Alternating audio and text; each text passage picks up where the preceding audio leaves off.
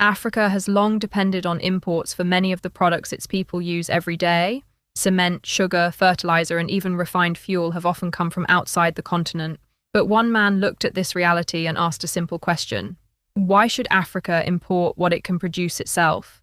That question became the foundation of one of the largest business empires ever built on the continent. This is the story of Aliko Dangote, the entrepreneur who dared to dream beyond trading and set out to industrialize Africa. Before becoming Africa's richest businessman, Aliko Dangote was born on April 10, 1957, in Kano, Nigeria. He grew up in a family with a long history of successful trading.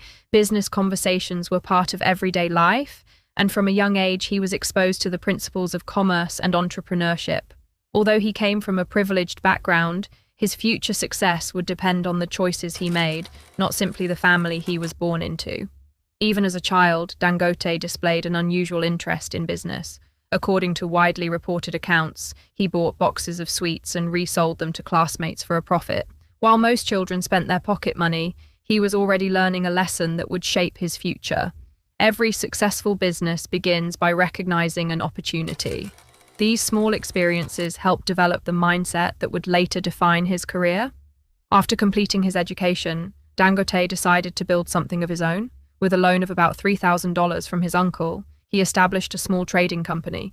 His business imported essential goods such as rice, sugar, and cement into Nigeria. The company grew quickly, and within a short period he had repaid the loan in full. It was proof that he could build a successful business through discipline, strategy, and hard work. Trading was profitable, but Dangote noticed a much bigger problem. Nigeria relied heavily on imported goods, even for products that could be manufactured locally.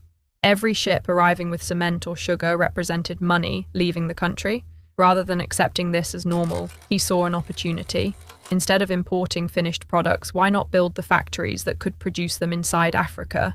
That single idea would change the course of his life. Making the transition from trading to manufacturing was not an easy decision. Factories required enormous investments, modern equipment, skilled workers, and years before they became profitable. Many would have considered the risks too great. Dangote thought differently. He believed that long-term success came from creating value, not simply moving products from one place to another. One by one, he began investing in manufacturing industries that produced essential goods for everyday life. The business expanded steadily: sugar, salt, flour, food processing, logistics. Each successful investment generated the resources needed to build the next. Instead of chasing quick profits, Dangote focused on creating businesses that could serve millions of people for decades. His empire grew industry by industry, with patience and long-term planning. Perhaps no industry transformed Dangote's business more than cement. Construction was booming across Africa, yet many countries depended heavily on imported cement. Dangote invested billions of dollars in modern cement plants, despite skepticism from competitors and industry observers. It was a bold gamble, but it worked. Dangote Cement eventually became the largest cement producer in Africa, supplying millions of tons every year and supporting infrastructure projects across the continent. Success at home was only the beginning. Dangote believed Africa's future depended on stronger industries across the continent. His companies expanded into multiple African countries, building factories, creating jobs, and increasing local production. His vision had never been limited to Nigeria. He wanted to prove that African companies could compete on a global scale. After conquering industries like cement, sugar, and fertilizer, Dangote took on his most ambitious project yet. He announced plans to build one of the world's largest single-train oil refineries. The estimated cost reached around $20 billion. Many questioned whether the project could ever be completed. Some believed it was simply too large and too complex. But Dangote remained committed. The refinery project faced enormous obstacles: construction delays, engineering challenges, financing pressures, supply chain disruptions. Costs continued to rise, and critics became increasingly doubtful. For years, it seemed as though the project might never become a reality. Yet the work continued. Every challenge strengthened Dangote's determination to finish what he had started. After years of planning and construction, the refinery finally began operations. For Nigeria, it represented a significant step toward refining more of its own crude oil instead of relying on imported fuel.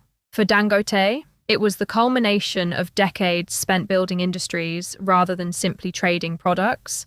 It became the largest and most ambitious investment of his career.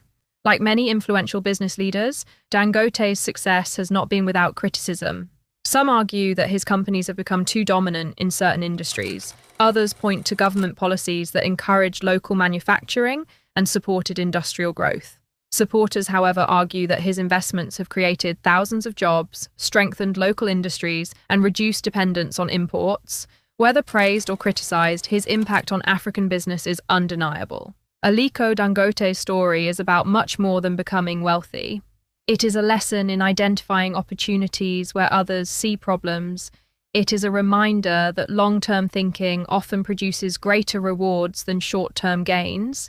His journey shows the importance of reinvesting profits, building industries, and taking calculated risks. Most importantly, it demonstrates that lasting success is built through patience, persistence, and vision. From a small trading business funded by a modest loan to one of the largest industrial empires in Africa, Aliko Dangote has reshaped the continent's business landscape.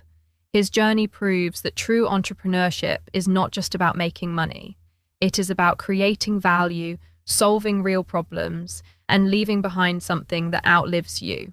The story of Aliko Dangote is still being written, but one thing is already certain. He didn't just build companies. He helped redefine what African business could become. Thank you for watching. If you enjoyed this documentary, don't forget to like, subscribe, and turn on notifications for more stories about the entrepreneurs and innovators shaping Africa and the world.